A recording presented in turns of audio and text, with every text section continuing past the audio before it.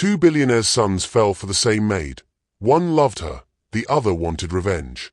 The $50,000 envelope crinkled in Amora's trembling hands as Nathan's voice cut through the shadows. "Make my brother fall for you publicly tonight, or I'll destroy you both."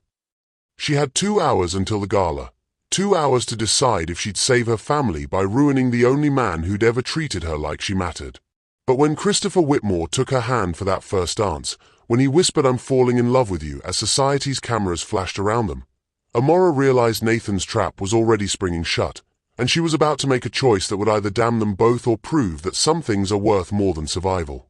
Before we get deep into the story, please let me know in the comment where you're watching from. Hit subscribe if you're hooked in and ready to enjoy this story, because tomorrow I have another beautiful story to share with you and I don't want you to miss it for anything. Now, let's get into the story. The morning sun cast long shadows across the sprawling Whitmore estate in Beverly Hills, its golden rays filtering through towering oak trees that had witnessed 3 generations of wealth and scandal. Amora Jackson adjusted the crisp white apron over her navy uniform, her dark fingers smoothing the fabric as she prepared for another day in a world that would never truly accept her, no matter how perfectly she performed her duties. At 25, Amora possessed a quiet dignity that set her apart from the other staff. Her grandmother's voice echoed in her memory, "Baby girl, you carry yourself like royalty, no matter where life places you." Those words had sustained her through 2 years of working for the Whitmore family, saving every penny to pay for her younger brother's medical school tuition. The estate's kitchen bustled with morning preparations. Mrs. Henderson, the head housekeeper, barely glanced up from her clipboard as Amora entered. "The boys are both home this weekend," Mrs. Henderson announced, her Scottish accent thick with disapproval. "Master Christopher and Master Nathan. God help us all." Amora had heard whispers about the Whitmore sons. Christopher, 32, had recently returned from running the family's European operations, brilliant, disciplined, and carrying himself with the weight of being the heir apparent. Nathan, 29, was a charming rebel who turned his trust fund into a tech empire, proving he was more than just a pretty face and perfect smile. "Amora, you'll be serving breakfast in the sunroom," Mrs. Henderson continued. "Both masters specifically requested you." A chill ran down Amora's spine. In her 2 years here, she'd managed to remain largely invisible to the family members, which was exactly how she preferred it. Wealthy men's attention rarely meant anything good for women like her. The sunroom overlooked the estate's rose gardens, where millions of dollars worth of rare blooms created a tapestry of color. Amora wheeled in the breakfast cart, fine china clinking softly against crystal glasses. The room smelled of jasmine and old money. Ah, the famous Amora. She turned to find Nathan Whitmore lounging in a chair, his dirty blonde hair catching the morning light. Even in casual clothes, he radiated the kind of effortless confidence that came from never doubting your place in the world. His blue eyes held a predatory gleam that made her skin crawl. "Master Nathan," she replied, keeping her voice professionally neutral while maintaining the required distance. "Please, just Nathan. We're practically family here, aren't we?" His smile was all charm and sharp edges. "I've heard so much about you from the staff. Apparently, you're quite the mystery woman." Before Amora could respond, footsteps echoed in the hallway. Christopher Whitmore entered the room, and the atmosphere immediately shifted. Where Nathan radiated chaotic energy, Christopher possessed a gravitational pull, calm, controlled, but undeniably powerful. His dark hair was perfectly styled, his gray eyes serious behind wire-rimmed glasses. "Good morning, Amora," Christopher said, his deep voice carrying a warmth that surprised her. "I hope you don't mind Nathan's enthusiasm. He's been asking about you since he arrived." "Has he now?" Amora kept her tone carefully neutral, but she noticed how Christopher's presence seemed to irritate Nathan. The tension between the brothers was palpable. She began setting out the breakfast service with practiced efficiency: fresh fruit, artisanal pastries, coffee from beans that cost more per pound than she made in a week. Every movement was deliberate, professional, designed to make her invisible. "Tell me, Amora," Nathan said, leaning forward in his chair, "what does someone like you dream about?" The question hung in the air like a challenge. Christopher shot his brother a warning look. Nathan. What?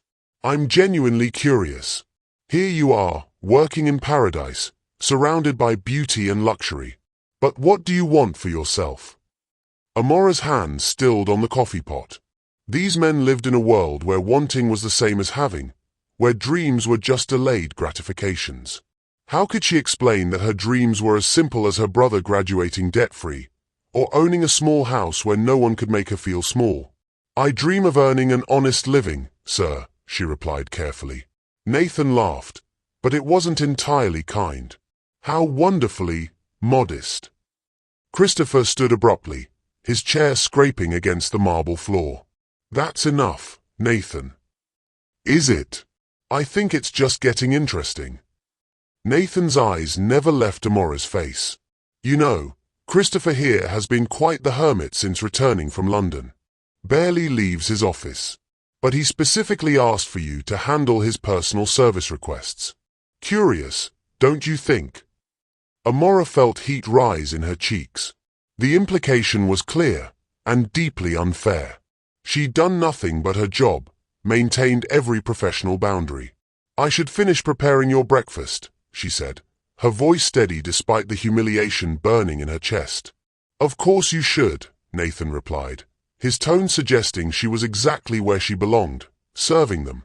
Christopher moved closer, and Amora caught the subtle scent of his cologne, something understated and expensive. When he spoke, his voice was low enough that only she could hear. I apologize for my brother. He forgets that courtesy isn't optional, regardless of the circumstances. There was something in his tone, genuine respect, maybe even kindness, that made her look up and meet his eyes. For just a moment, the careful walls she'd built around herself wavered. Christopher Whitmore was looking at her like she was a person, not a service. Thank you, sir, she whispered. Nathan cleared his throat loudly. How touching. But I believe Father wants to see us both in his study after breakfast, Christopher.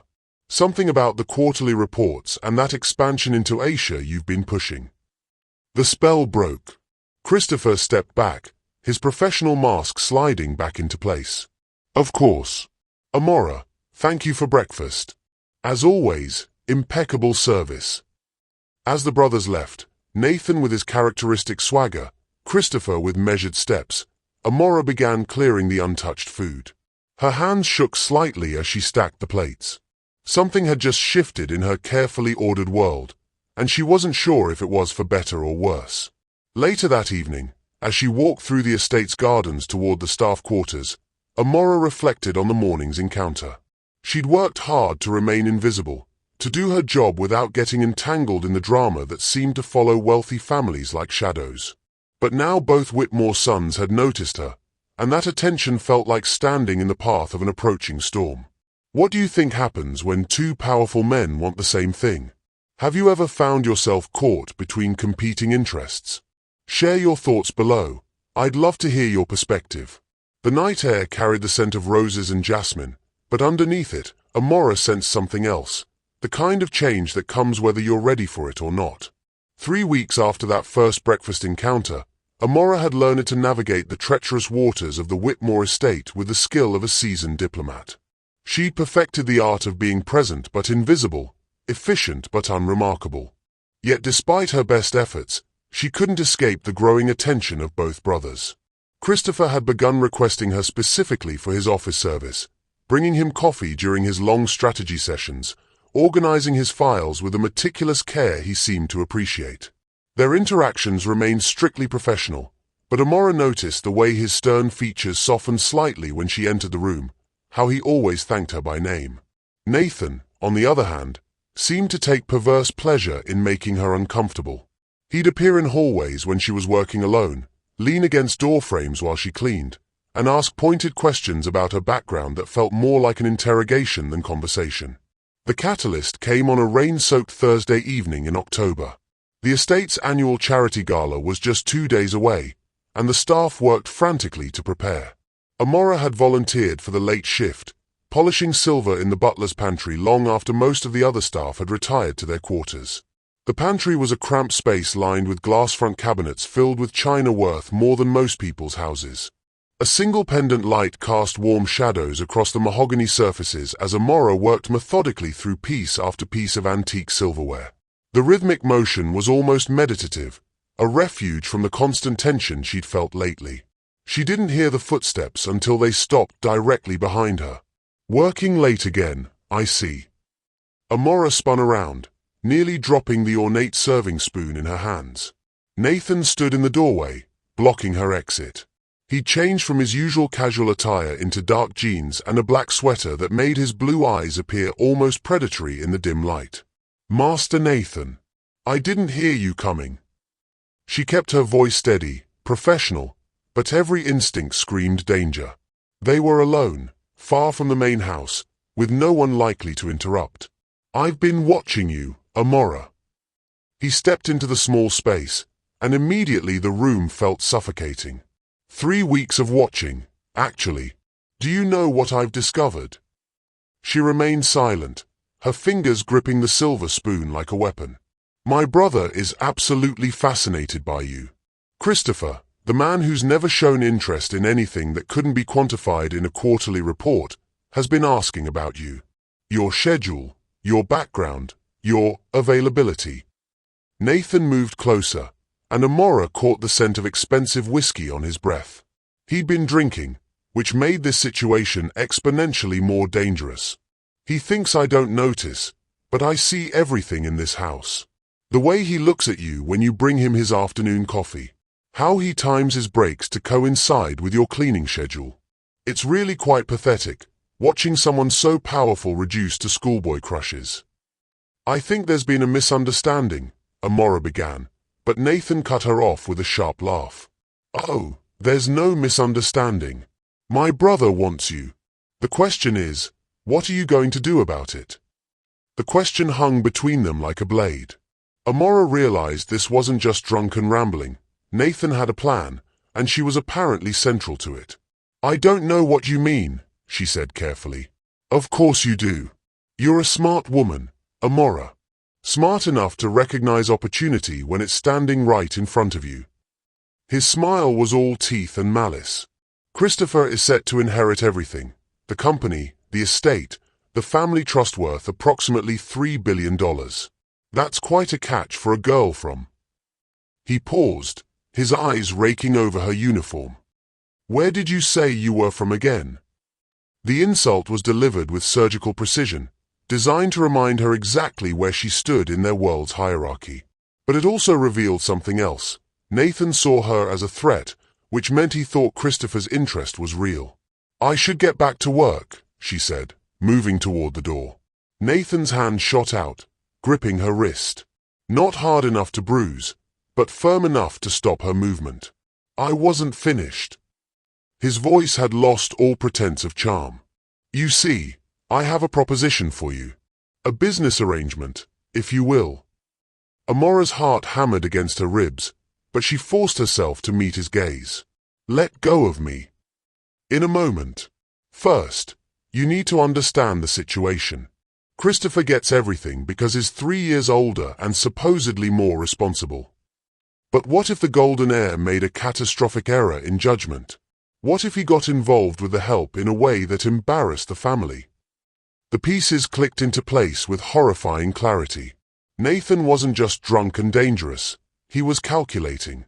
This was about the inheritance, about power, about everything except her. "You want me to seduce your brother," she said flatly. "Seduce him, compromise him, doesn't matter. Just make sure it's public and humiliating. The charity gala would be perfect. All of Father's business associates will be there, along with half of Beverly Hills society. Imagine the scandal when the heir to the Whitmore fortune is caught in a compromising position with the hired help." Nathan released her wrist and reached into his jacket, pulling out a thick envelope. "There's $50,000 in here. More than you'll make in 3 years of polishing silver. All you have to do is get close to Christopher at the gala, make sure people see you together, and then, well, use your imagination." Amora stared at the envelope like it was a venomous snake. $50,000 would cover her brother's remaining tuition with money left over. It would change everything for her family. But the price. "And if I refuse?"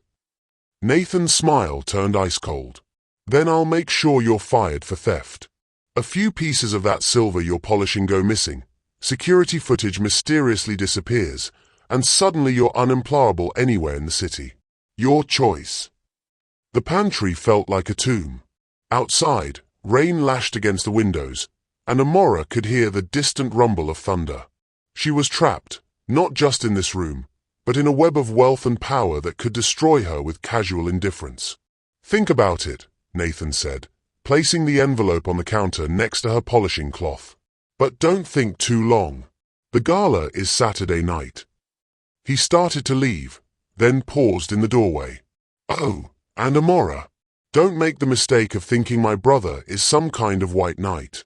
Men like us don't marry women like you. We use them, and then we move on. At least this way, you get paid for it. The silence after he left was deafening. Amora stood frozen, staring at the envelope that contained more money than she'd ever seen in one place. Her reflection stared back at her from the polished surface of a silver tray, a young black woman in a maid's uniform, caught between impossible choices. Footsteps in the hallway made her heart skip. Please let it be Mrs. Henderson, or any of the other staff. Anyone but. Amora, are you all right? Christopher appeared in the doorway, his hair slightly damp from the rain, concern evident in his grey eyes. He'd clearly just returned from somewhere, still wearing his coat and carrying a briefcase. I saw the light and wanted to make sure. He stopped, noticing her expression. What's wrong? The kindness in his voice nearly broke her. Here was the man Nathan wanted her to destroy, looking at her with genuine concern. Not the calculating interest of someone planning to use her, but simple human decency. Nothing, sir. Just finishing up the silver service for the gala. Christopher stepped closer, and she instinctively moved to hide the envelope behind her back. But he wasn't looking at the counter. His attention was entirely focused on her face. You look pale. Have you eaten dinner? The question was so unexpected, so considerate, that it took her a moment to respond. When had anyone in this house ever worried about whether she'd eaten? Yes, sir. Thank you for asking. Are you sure? You've been working long hours preparing for the gala. Mrs. Henderson mentioned you volunteered for extra shifts. He frowned slightly. You shouldn't have to work this late. Behind her back, the envelope felt like it was burning through her fingers. $50,000. Her brother's future. Her family's security. All she had to do was betray the one person in this house who'd ever treated her like a human being. I should let you finish, Christopher said, but he made no move to leave. Instead, he seemed to be struggling with something, his composed facade wavering slightly. Sir. Amora, He stopped, running a hand through his dark hair. This is probably inappropriate, but I wanted you to know that I've noticed your work. Your attention to detail, your professionalism. You're wasted in a position like this. Have you ever been faced with a choice between loyalty and survival? What would you do if someone offered you everything you needed, but at the cost of betraying someone who'd shown you kindness? I'd love to hear your thoughts. The words hung between them, loaded with implication. Amora felt like she was standing on the edge of a cliff, with Nathan's threats pushing her from behind and Christopher's unexpected kindness calling to her from across an impossible chasm. Thank you, sir, she managed. That means a great deal. Christopher nodded, seeming to realize he'd said too much. Well, don't work too late. And Amora. He paused at the threshold. If you ever need anything at all, please don't hesitate to ask. After he left, Amora sank against the counter, her legs suddenly weak. The envelope crinkled behind her back, a constant reminder of the impossible choice she faced. In 48 hours, she would have to decide, betray Christopher and secure her family's future, or protect him and risk losing everything. Thunder crashed overhead, and in the silver's polished surface, she saw her reflection fracture into 1,000 glittering pieces. The next 24 hours passed in a haze of preparation and torment. Amora went through the motions of her duties, polishing crystal, arranging flowers, coordinating with the catering staff, but her mind was consumed by Nathan's ultimatum. The envelope remained hidden in her small dresser drawer, unopened but impossible to ignore. Friday evening brought a flurry of last-minute preparations. The estate had been transformed into something from a fairy tale, with thousands of white roses and twinkling lights creating an atmosphere of ethereal elegance. Amora worked alongside the other staff, but she felt disconnected from everything around her, as if she were watching her life unfold from a great distance. She was adjusting the placement of candles in the main ballroom when she became aware of voices drifting from the adjacent library. The heavy oak doors were slightly ajar, and she recognized the distinct tones of the Whitmore brothers in heated discussion. Completely inappropriate. Nathan. She's an employee. Oh, spare me the moral high ground, Christopher. You've been circling her like a lovesick teenager for weeks. Amora froze, her hand suspended over a crystal candlestick. She knew she should move away, but the conversation held her paralyzed. That's not. Christopher's voice was strained. My interactions with Amora have been entirely professional. Nathan's laugh was sharp and bitter. Professional? Is that what you call requesting her specifically for every menial task? Having long conversations about her potential? You think I don't see how you light up when she walks into a room? A long silence followed. Amora held her breath, her heart pounding so loudly she was certain they would hear it. She's remarkable, Christopher finally said, his voice so quiet she had to strain to hear. Intelligent, dignified, hard-working. In another life, under different circumstances. But not this life, and not these circumstances. Nathan cut him off. Face reality, brother. You're the heir to a billion-dollar empire. She's the help. Even if you were insane enough to pursue something with her, do you think father would allow it? Do you think the board would accept it? You'd be throwing away everything for a fantasy. Since when do you care about the family reputation? Since it affects my future too. Your scandals reflect on all of us, Christopher. And this particular scandal would be especially damaging. The way Nathan said damaging sent chills down Amora's spine. There was something predatory in his tone, something that suggested he'd relish every moment of Christopher's downfall. There won't be any scandal, Christopher said firmly, because nothing is going to happen. Good. I'm glad you're thinking clearly. Now, about the Asian expansion. Wait. Christopher's voice sharpened. Why are we really having this conversation, Nathan? Since when do you involve yourself in my personal life? A pause that stretched too long. Amora could practically feel Nathan calculating his response. I'm looking out for the family interests. That's all. No, that's not all. You're planning something. Don't be paranoid, Christopher. It doesn't suit you. Footsteps approached the door, and Amora quickly busied herself with the candles, her hands shaking as she tried to appear absorbed in her work. Christopher emerged first, his face a mask of controlled tension. When he saw her, he stopped abruptly. Amora. His voice was carefully neutral, but she caught the flicker of something else in his eyes. Embarrassment, perhaps, or concern about how much she might have overheard.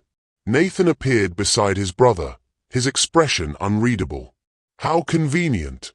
We were just discussing the final preparations for tomorrow evening. The silence that followed was loaded with subtext. All three of them knew she'd heard at least some of their conversation, but no one was willing to acknowledge it directly. The ballroom looks beautiful, Christopher said finally. Your attention to detail is exceptional. Thank you, sir. Amora kept her voice steady, professional, even as her mind raced. Christopher's words from the library echoed in her head. In another life, under different circumstances. Nathan watched this exchange with barely concealed amusement. Yes, Amora certainly knows how to make things presentable. I'm sure tomorrow evening will be quite memorable. The threat in his words was unmistakable, at least to her. Christopher frowned, clearly picking up on the undercurrent but not understanding its source. I should finish preparing the dining room, Amora said, desperate to escape the tension crackling between them. Of course, Christopher replied. And Amora, Thank you. For everything. The simple words carried more weight than they should have. As she walked away, she felt Nathan's eyes boring into her back like laser beams. Later that evening, Amora sat in her small room in the staff quarters, staring at the envelope that contained her family's salvation and Christopher's destruction. Her phone buzzed with a text from her brother Marcus. Interview for the residency program went great. Thanks for making this possible, sis. Love you. The irony was crushing. She'd worked herself to exhaustion to support his dreams, and now she had the chance to secure his future with a single act of betrayal. All she had to do was destroy a good man in the process. A soft knock at her door interrupted her thoughts. She quickly shoved the envelope under her pillow and opened the door to find Mrs. Henderson standing in the hallway, holding a garment bag. "Mr. Christopher asked me to bring you this," the older woman said, her expression carefully neutral. Amora took the bag with trembling hands. "What is it?" "Evening wear for tomorrow night. You'll be serving at the VIP reception before the main event, and Mr. Christopher felt the staff should look appropriate for the occasion." Inside the bag was the most beautiful dress Amora had ever seen, a deep sapphire blue that would complement her skin tone perfectly, with elegant lines that spoke of expensive tailoring. A small card was attached, "For someone who deserves to be seen." See. Mrs. Henderson watched Amora's reaction with sharp eyes. "Unusual for him to take such personal interest in staff attire," she observed. "Yes, it is," Amora replied carefully. "Word of advice, dear. Rich men's gifts always come with expectations. Make sure you understand what those expectations are before you accept." After Mrs. Henderson left, Amora held the dress up to the light. It was gorgeous, sophisticated, the kind of dress that could make a woman feel like she belonged in a world of crystal chandeliers and champagne toasts. But it was also dangerous, a visible symbol of Christopher's interest that would make Nathan's scheme even more convincing. She thought about the conversation she'd overheard, about Christopher's admission that in another life, under different circumstances, things might be different between them. The longing in his voice had been unmistakable, and it terrified her because she felt it too. Over the past weeks, she'd found herself looking forward to their brief interactions. The way he really listened when she spoke, how he remembered small details about her preferences, the respect he showed her opinions even when discussing mundane household matters. Christopher Whitmore treated her like she mattered, and that was more seductive than any amount of money. But Nathan was right about one thing. They lived in different worlds, with different rules. Whatever Christopher felt for her, it could never lead anywhere real. The best she could hope for was to be his secret, his guilty pleasure, until he eventually married someone more appropriate and she became an embarrassing memory. Unless she took Nathan's deal, $50,000 would change everything for her family, and Christopher would be free to find someone worthy of his position. It would hurt him initially, but he would recover. Men like him always did. Her phone buzzed again. Another text from Marcus. "Just realized I never asked. How you doing? You've been working so hard for my sake.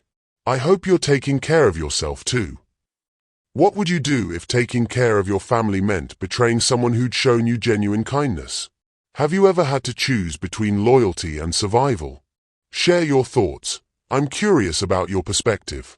Tears stung her eyes. Marcus had no idea what his sweet concern was doing to her already fragile resolve. She typed back, "I'm fine. Just focus on your studies. Love you too." As she prepared for bed, Amora caught sight of herself in the small mirror above her dresser. Tomorrow night, she would put on that beautiful dress and walk into a world of wealth and privilege where she didn't belong.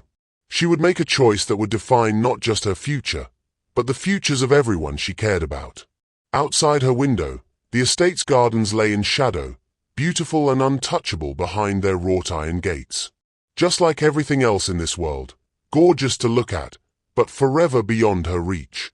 The envelope under her pillow seemed to pulse with possibility, while the dress hanging in her closet whispered promises of belonging. Tomorrow night, she would discover which voice was stronger. Saturday morning dawned grey and overcast, matching Amora's mood as she went through the final preparations.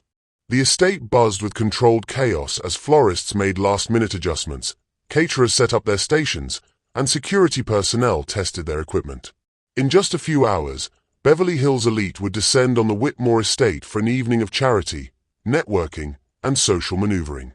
Amora moved through her duties mechanically, her mind churning with the decision she still hadn't made. Every time she saw Christopher directing the preparations with calm efficiency, her resolve to go through with Nathan's plan wavered. And every time she thought about her brother's future, her family's struggles, the envelope full of money that could solve everything, she felt the weight of responsibility crushing down on her. The day passed too quickly and too slowly. As evening approached and the first guests began arriving, Amora retreated to her room to change into the sapphire dress. In the mirror, she barely recognized herself. The dress transformed her from invisible staff into someone who could believably move in these circles, at least for one night. The question was, what kind of person would she choose to be in it? The Whitmore estate had been transformed into a glittering palace. Crystal chandeliers cast rainbow prisms across marble floors, while thousands of white roses filled the air with their intoxicating perfume. Beverly Hills' most powerful and influential citizens moved through the rooms like elegant predators, their designer gowns and tailored tuxedos worth more than most people's annual salaries. Amora stood at the edge of the main ballroom, the sapphire dress making her feel simultaneously beautiful and exposed. The fabric moved like liquid silk against her skin, and she caught several appreciative glances from male guests who clearly mistook her for one of their own. The transformation was so complete that even Mrs. Henderson had done a double-take when she'd emerged from the staff quarters. "You clean up nice," Nathan's voice came from behind her, smooth as poisoned honey. She turned to find him impeccably dressed in a midnight blue tuxedo, a champagne flute in his hand and that predatory smile playing at his lips. In the ballroom's golden light, he looked like every fairy tale prince, beautiful and dangerous. "Master Nathan." She kept her voice carefully neutral, hyper-aware of the guests nearby who might overhear. "Just Nathan tonight. And you look." His eyes raked over her appreciatively. "Perfect. Absolutely perfect for what we discussed." The envelope in her small evening bag seemed to burn against her hip. She'd brought it with her, still uncertain about her final decision. $50,000. Her brother's future. Her family's security. "Have you seen Christopher yet?" Nathan asked, scanning the crowd. "He's been looking for you. Something about thanking you personally for your work on tonight's arrangements." There was malice in his tone, as if he found Christopher's gratitude amusing. Amora felt sick. "I should get back to work," she said. "Should you? Because from where I'm standing, you look like you belong here. Like you could be anyone, a young entrepreneur, an artist, the daughter of some international business mogul." His voice dropped lower. No one would question it, especially if you were on Christopher's arm. The implication hung between them like a blade. Nathan was giving her the perfect setup, the ideal circumstances to execute his plan. All she had to do was find Christopher, let herself be seen with him, create the scandal Nathan wanted so desperately. "Think of your brother," Nathan continued, his voice almost hypnotic. "Think of your family's struggles. This one night could change everything for them." Before she could respond, a familiar voice cut through the crowd's murmur. "Amora." She turned to see Christopher approaching, and her breath caught. He looked magnificent in his perfectly tailored tuxedo, his dark hair gleaming under the chandeliers. But it was his expression that stopped her heart, wonder, admiration, and something deeper that made her chest tight with longing. "You look." He stopped in front of her, seemingly at a loss for words. "Stunning. Absolutely stunning." Nathan watched this exchange with barely concealed delight. "Doesn't she? I was just telling Amora how well she fits in with tonight's crowd." Christopher's eyes flicked to his brother, a frown creasing his brow. "Nathan." "Christopher. Wonderful party. Father will be pleased with the turnout." Nathan's smile was all teeth. "I'll leave you two to chat." As Nathan melted back into the crowd, Christopher stepped closer to Amora. The scent of his cologne, subtle and expensive, made her dizzy. "I wasn't sure you'd wear the dress," he said quietly. "It's beautiful. Too beautiful for someone like me." "Don't." His voice was sharp, almost angry. "Don't diminish yourself like that. You're the most remarkable person in this room." The sincerity in his words nearly broke her. How could she betray someone who saw her so clearly, who valued her so completely? "You shouldn't say things like that," she whispered. "Why not?" "Because it's inappropriate. Because I'm your employer." Christopher moved closer, close enough that she could see the gold flecks in his grey eyes. "Because we're from different worlds. Because it's dangerous." The word hung between them, loaded with meaning. They both knew the risks, to his reputation, to her livelihood, to the carefully constructed boundaries that kept their worlds separate. "Maybe I'm tired of being safe," Christopher said softly. Around them, the party continued its glittering dance. Champagne flutes clinked, laughter rang out, and the string quartet played a haunting waltz. But for Amora, the world had narrowed to this moment, this man, this impossible choice. "Dance with me," Christopher said suddenly. "I can't. People will see." "Let them see." It wasn't a request. Christopher offered his hand, and despite every rational thought screaming at her to refuse, Amora found herself taking it. His fingers were warm, steady, and when he led her onto the dance floor, she felt like she was floating. The waltz was slow, romantic, and Christopher held her close enough that she could feel his heartbeat through his shirt. Other couples swirled around them, but Amora was only aware of his hands on her waist, his breath against her hair, the way he looked at her like she was precious beyond measure. "This is madness," she whispered. "Yes," he agreed. "And I don't care." From across the room, Nathan watched with calculation glittering in his blue eyes.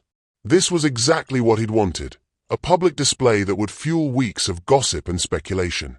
Amora could see him making mental notes, planning how to use this moment to maximum effect. But as Christopher spun her gently, his touch reverent and protective, she found herself forgetting about Nathan's schemes. For these few minutes, she could pretend she belonged here, in his arms, in this world of beauty and privilege. "Amora," Christopher's voice was rough with emotion. "I need to tell you something." The music swelled around them, and she felt like she was drowning in the intensity of his gaze. "What is it?" "I'm falling in love with you." The words hit her like physical blows. She stumbled slightly, and his grip tightened to steady her. "You can't say that." "I can, and I am. I've tried to fight it, tried to convince myself it was just admiration for your work ethic or respect for your intelligence. But it's more than that. It's the way you smile when you think no one's watching. The way you listen to people, really listen, like their words matter. The strength you show every day, the dignity you maintain despite the way some people in this house treat you." Tears stung her eyes. This was everything she'd dreamed of hearing and everything she'd feared. Because now the stakes weren't just about money or revenge, they were about love, real and devastating and impossible. "Christopher, please. I know the obstacles. I know how complicated this is. But I don't care about the money or the company or what people will say. I care about you." The music was ending, and reality crashed back around them. Amora became aware of the stares, the whispered conversations, the cameras discreetly capturing their dance for tomorrow's society pages. Nathan's plan was working perfectly, even without her conscious cooperation. "I have to go," she said, pulling away from him. "Amora, wait." But she was already moving, pushing through the crowd toward the terrace doors. She needed air, space, time to think without Christopher's intense gaze clouding her judgment. The terrace overlooked the estate's rose gardens, now illuminated by subtle landscape lighting that made them glow like a fantasy. The October air was cool against her heated skin, and she gripped the stone balustrade to steady herself. Running away so soon. Nathan's voice came from the shadows near the French doors. He stepped into the light, champagne glass still in hand, that predatory smile wider than ever. "That was quite a show," he continued. "Very convincing. The way he held you, the way you looked at each other, pure poetry. The photographers certainly got some interesting shots." "Photographers?" Amora's blood turned to ice. "Oh yes. Didn't you notice? 3 different society photographers captured your little romantic dance. By tomorrow morning, those images will be in every gossip column and social media feed in the city. Nathan took a sip of champagne, savoring her horror. Headlines are already writing themselves. Whitmore heir's shocking romance with the help, from servant to Cinderella, the billion-dollar scandal. The envelope in her bag felt heavier than ever. She could still take Nathan's money, claim she'd orchestrated the whole thing, turn Christopher's genuine feelings into a calculated manipulation. It would protect her from the fallout while ensuring her family's financial security. "You did beautifully," Nathan continued. "Better than I'd hoped, actually. The genuine emotion really sold it." Christopher looked absolutely besotted. "It wasn't an act," Amora said quietly. Nathan's smile faltered slightly. "What did you say?" "I said it wasn't an act. Christopher's feelings are real. And so are mine." The silence stretched between them, broken only by the distant sound of the party continuing inside. Nathan's expression shifted from smug satisfaction to something darker, more dangerous. How touching, but ultimately irrelevant. The damage is done. By tomorrow, Christopher will be a laughingstock, and the board will start questioning his judgment. Father will be forced to reconsider the succession plans. "You orchestrated all of this." The pieces were falling into place with horrifying clarity. "You knew he was attracted to me, knew he was too honorable to act on it normally. So you pushed, created the circumstances to force his hand. Guilty as charged. Though I have to admit, I didn't expect you to fall for him too. That's either beautifully tragic or tragically stupid. I haven't decided which." Amora felt the walls of Nathan's trap closing around her. Even if she returned his money, refused to participate further, the damage was already done. The photographs existed, the gossip was already spreading, and Christopher would face the consequences regardless of her intentions. "There's still the matter of our arrangement," Nathan said, pulling out his phone. "I have some lovely photos here of you accepting an envelope from me yesterday evening. Looks quite incriminating, don't you think? Money changing hands, secret meetings in the servants' quarters. The narrative practically writes itself. What do you think Amora should do? When you're trapped between impossible choices, how do you find the strength to do what's right? I'd love to hear your thoughts on moral courage in impossible situations." The trap was perfect, brutal in its simplicity. Nathan had ensured that no matter what choice she made, Christopher would suffer. But looking at the man who'd orchestrated this destruction, Amora felt something she hadn't expected: clarity. "You're right," she said slowly. "The damage is done. The photos exist. The gossip is spreading. Christopher will face consequences no matter what I do now." Nathan nodded smugly. "Exactly. So you might as well take the money, Anne. But there's one thing you didn't account for." "What's that?" Amora reached into her bag and pulled out the envelope, holding it up in the moonlight. "You assumed I was just like you, that I could be bought, that my integrity had a price. You were wrong." Before Nathan could react, she tore the envelope in half, then in half again, letting the pieces and the money inside scatter in the night breeze. $50,000 floated away like confetti, taking her family's financial security with it. "You're insane," Nathan breathed. "Maybe.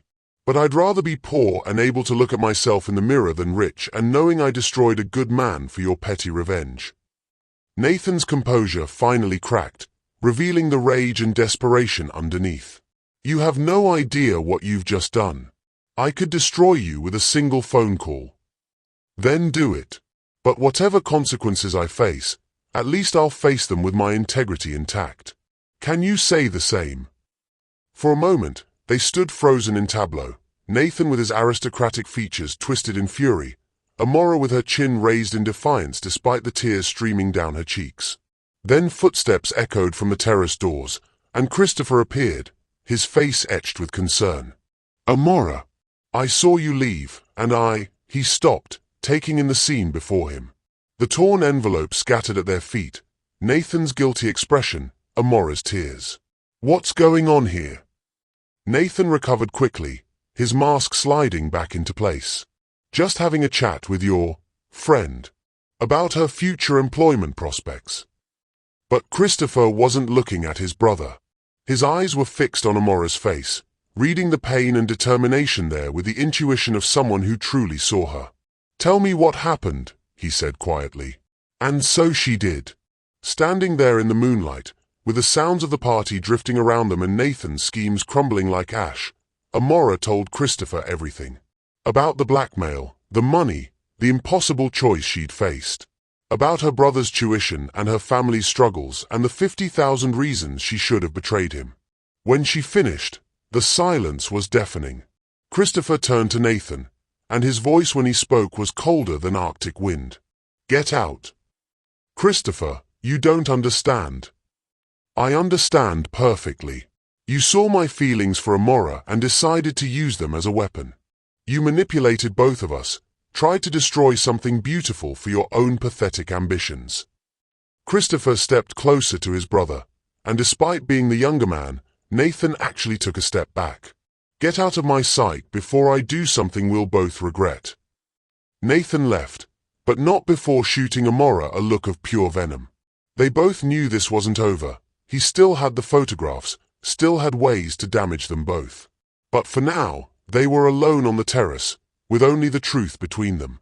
"You chose me," Christopher said softly. "Over the money, over your family's security. You chose me." "I chose what was right," Amora corrected. "Even if it costs me everything." Christopher reached for her hands, his touch gentle and sure. "It won't cost you everything. I won't let it. You can't protect me from this, Christopher. The photographs exist. The gossip is already spreading. Your reputation, your position. I don't care." His voice was fierce, absolute. "Let them talk. Let them gossip. I love you, Amora Jackson, and I'm not ashamed of that. I'm proud of it." In the distance, thunder rumbled, promising another storm. But as Christopher pulled her into his arms and kissed her with desperate tenderness, Amora felt something she hadn't experienced in months: hope. The battle wasn't over.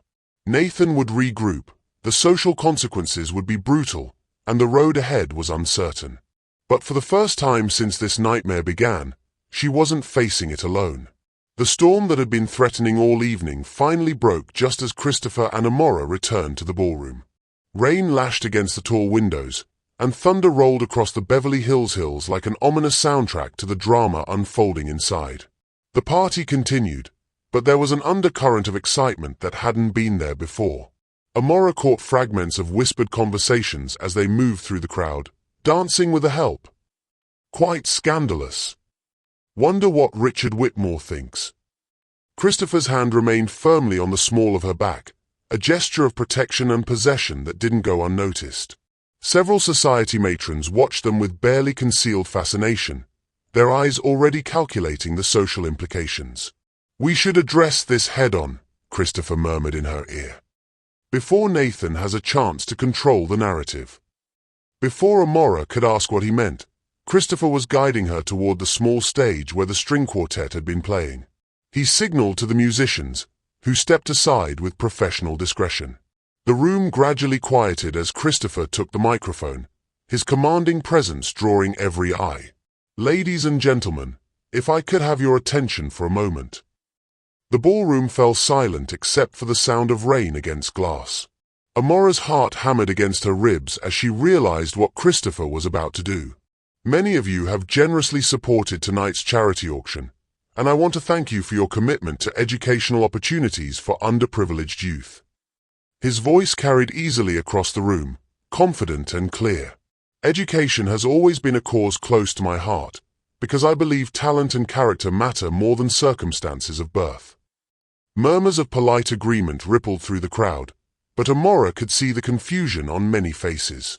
This wasn't the usual charity speech. "Tonight, I want to introduce you to someone who embodies that principle. Someone whose intelligence, integrity, and grace have not only impressed me professionally, but have completely captured my heart." The murmurs grew louder. Several women gasped audibly. "Her name is Amora Jackson, and while she's been working here at the estate, She's so much more than her job title suggests. She's working to put her brother through medical school, she volunteers at a literacy program in her free time, and she possesses more genuine nobility than most people born to it. Christopher turned to look at Amora, his eyes shining with love and determination. I'm proud to call her my partner, in every sense of the word. The ballroom erupted. Some guests looked scandalized, others delighted by the unexpected drama. Cameras flashed as society photographers captured what would undoubtedly be the most talked-about moment of the social season. From across the room, Amora spotted Nathan near the bar, his face a mask of fury. He was already pulling out his phone, no doubt preparing to release whatever damaging materials he'd prepared. But Christopher wasn't finished. I know some of you might find this announcement surprising, even shocking. After all, we live in a world that still judges people by their bank accounts rather than their character. But I've learned something important from Amora, that real worth isn't measured in dollars, but in how we treat others, especially those who can't benefit us in return. Christopher stepped closer to the microphone, his voice growing stronger. Some of you might hear gossip in the coming days, see photographs taken out of context, or even encounter deliberate attempts to paint this relationship as something sordid or scandalous. I want you to know that any such characterizations are not only false, but deeply offensive to a woman who deserves nothing but respect and admiration. The message was clear. Christopher was getting ahead of Nathan's smear campaign, framing the narrative on his own terms. It was a masterful preemptive strike that would make any subsequent attacks look petty and vindictive. Now, Christopher continued, his formal tone giving way to something warmer, I believe we came here tonight to raise money for education. So let's continue with that mission. He handed the microphone back to the auctioneer and made his way back to Amora, who stood frozen in amazement. The crowd parted before them, some guests nodding approvingly, others whispering behind gloved hands. You just committed social suicide, Amora whispered when he reached her. Did I? Or did I just commit to the only thing that actually matters? Before she could respond, a familiar figure pushed through the crowd toward them. Richard Whitmore, the family patriarch, looked like a thundercloud in his perfectly tailored tuxedo. At 72, he still commanded respect and fear in equal measure, his steel-gray hair and piercing blue eyes marking him as a man accustomed to getting his way. Christopher. His voice carried the weight of absolute authority. A word. Privately. Amora felt Christopher tense beside her, but his voice remained steady. Anything you need to say to me, you can say in front of Amora. Richard's eyes flicked to her, taking in her elegant appearance with cool assessment. Miss Jackson, I believe we should be properly introduced. The words were polite, but there was steel underneath. This was a test, and they all knew it. Mr. Whitmore. Amora extended her hand, meeting his gaze directly. I'm honored to meet you properly. Richard studied her for a long moment, his handshake firm and evaluating. The honor is mine. Christopher speaks very highly of your capabilities. The pause was deliberate, loaded with implication. Around them, other guests pretended not to eavesdrop while hanging on every word. Christopher tells me you're putting your brother through medical school, Richard continued. Admirable. What's his specialty? Pediatric cardiology, sir. He wants to work with children who can't afford the best care. Something shifted in Richard's expression. Surprise, perhaps, or grudging respect. Noble calling. Expensive training. Yes, sir. But worth every sacrifice. Richard nodded slowly, his calculating gaze moving between Amora and Christopher. Indeed. Christopher, I believe we should discuss the new scholarship program you've been proposing. The one for exceptional students from disadvantaged backgrounds. Miss Jackson might have valuable insights. It was a lifeline, and they all recognized it. Richard Whitmore was publicly legitimizing Amora's presence, treating her as someone whose opinions mattered. The message to the watching crowd was unmistakable. If she was good enough for the family patriarch's consideration, perhaps their judgment had been premature. I'd be honored to contribute to that discussion, Amora replied carefully. Excellent. Christopher, why don't you bring Miss Jackson to dinner next Sunday? We can discuss the scholarship program in detail. Richard's smile was sharp but not unkind. I'm curious to hear her perspective on effective educational philanthropy. As Richard moved away to rejoin his own social circle, Christopher let out a breath he'd been holding. That went better than expected. Your father is... Amora searched for the right words. Calculating, ruthless, surprisingly pragmatic. Christopher's smile was wry. All of the above. But he respects strength, and you just showed him plenty of that. The rest of the evening passed in a blur of introductions, conversations, and carefully navigated social minefields. Some guests were openly hostile, others merely curious, but many seemed genuinely charmed by Amora's intelligence and grace. By the time the last guests departed, the initial scandal had transformed into something closer to a fairy tale romance. Nathan was conspicuously absent from the farewell proceedings. 3 days later, Amora sat in Christopher's office, both of them reading the society page coverage of the gala. The headlines ranged from Whitmore Heir's shocking romance to a modern Cinderella story, but the tone was largely positive.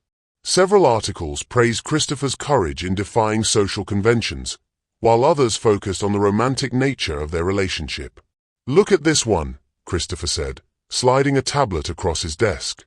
Society blogger Sarah Chen calls you refreshingly authentic and says our relationship gives her hope for the future of romance. Amora shook her head in amazement. A week ago, I was invisible. Now I'm a symbol of authentic romance. It's surreal. You were never invisible to me, Christopher said softly. A knock at the office door interrupted the moment. Mrs. Henderson entered, her expression carefully neutral. Sir, there's a delivery for Miss Jackson. Quite urgent, apparently. The courier handed Amora an overnight envelope with her brother's medical school's return address. Her hands shook as she opened it, Christopher watching with concern. Inside was a formal letter and a cashier's check. Amora read the letter twice before the words sank in. What is it? Christopher asked. It's from the dean's office. They're offering Marcus a full scholarship for his remaining 2 years, plus a guaranteed residency placement at Children's Hospital Los Angeles. Her voice was barely a whisper. The scholarship is funded by an anonymous donor who was impressed by the recipient's character and commitment to serving underserved communities. Christopher's carefully neutral expression didn't fool her for a second. You did this. I may have made some inquiries about promising medical students in need of financial assistance. Christopher. Tears blurred her vision. This is too much. I can't accept. You're not accepting anything from me. This scholarship exists because your brother earned it through his grades, his interviews, and his commitment to helping others. I just made sure the right people knew about him. The check in her hands represented everything she'd been working toward. Her brother's future, her family's security, the dream she'd almost sacrificed. But more than that, it represented Christopher's understanding of what mattered to her, his commitment to supporting her family without making her feel indebted. There's one condition, Christopher added with a small smile. Amora's heart skipped. What kind of condition? You have to stop working as a housekeeper. Christopher, I need a job. I know. Which is why I've arranged for you to interview with the Whitmore Foundation's Education Division. They need someone to oversee the new scholarship program for disadvantaged students. Someone who understands both the challenges they face and the potential they possess. The job offer was everything she dreamed of. Meaningful work that used her intelligence and education, a chance to help other families like hers, financial security that didn't depend on anyone's charity. It was also clearly Christopher's way of ensuring they could be together without the complication of an employer-employee relationship. You've thought of everything, she said. I've tried to. But there's one more thing. Christopher stood and walked around his desk, dropping to one knee beside her chair. I know it's soon. I know this is all moving fast. But I also know that when something is right, timing becomes irrelevant. Amora's breath caught as he pulled out a small velvet box. Amora Jackson, you've changed my life in every way that matters. You've shown me what real strength looks like, what genuine nobility means, and what love feels like when it's built on mutual respect and admiration. His hands shook slightly as he opened the box, revealing a stunning but understated solitaire diamond. Will you marry me? Have you ever had someone see your true worth when the world tried to make you feel invisible? What does it mean to you when someone chooses love over convention? I'd love to hear about moments when someone believed in you.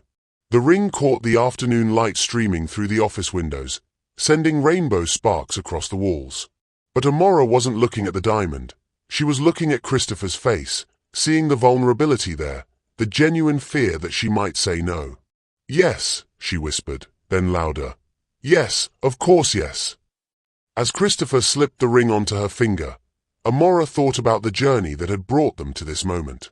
The impossible choices, the moments of despair, the courage it had taken to choose integrity over easy money. Nathan's schemes had ultimately backfired, bringing them together rather than tearing them apart. What about Nathan? She asked as Christopher pulled her into his arms. Nathan is taking an extended vacation in Europe while he explores new business opportunities. Father thought it would be best for everyone if he developed some perspective on family loyalty. Christopher's smile was grim. He also lost his position on the company board. Turns out the other members weren't impressed by his tactics. And your father really approves of this? Of us? He respects you. And he respects my judgment, even when he doesn't entirely understand my choices. That's enough for now. 6 months later, Amora stood in the estate's rose garden, surrounded by friends and family as she and Christopher exchanged vows. The same flowers that had seemed untouchable from her staff quarters window now formed the backdrop for the most important moment of her life. Marcus stood as one of Christopher's groomsmen, resplendent in his tuxedo and beaming with pride for his sister. Richard Whitmore walked her down the aisle, having insisted on the honor when she mentioned her father wouldn't be able to attend. Even Mrs. Henderson dabbed at her eyes during the ceremony, though she later claimed it was just allergies. Nathan sent a wedding gift from London, a crystal vase with a note that simply said congratulations. It was a gesture that suggested he'd found some measure of peace with their happiness, or at least acceptance of his defeat. As they danced their first dance as husband and wife, Amora reflected on how much had changed since that night she'd stood in the butler's pantry, polishing silver and dreaming of a different life. She'd found that different life, but not in the way she'd expected. Instead of changing her circumstances, she'd changed herself, discovering strength she didn't know she possessed and worth that had nothing to do with bank accounts or social status. Any regrets? Christopher murmured against her ear as they swayed to the music. Amora looked around at the faces surrounding them, friends who'd become family who'd become stronger, and the man who'd seen her worth when she could barely see it herself. Only one, she said. Christopher pulled back to look at her, concern flickering in his eyes. I regret that it took me so long to realize I deserved this happiness. His answering smile lit up the entire garden. As the evening stars appeared overhead and the celebration continued around them, Amora knew that some fairy tales were real, not because of magic wands or glass slippers, but because of people brave enough to choose love over fear, integrity over convenience, and hope over despair. The little girl who'd once polished other people's treasures had discovered she was treasure enough herself. And in a world that too often measured worth by wealth, that was the most revolutionary discovery of all. Thank you for watching this story to the end. If you enjoyed this story, you will surely love the next one. It's as crazy and more intriguing as you can ever imagine. So do check it out. Click on the image showing on your screen right now to watch the next one.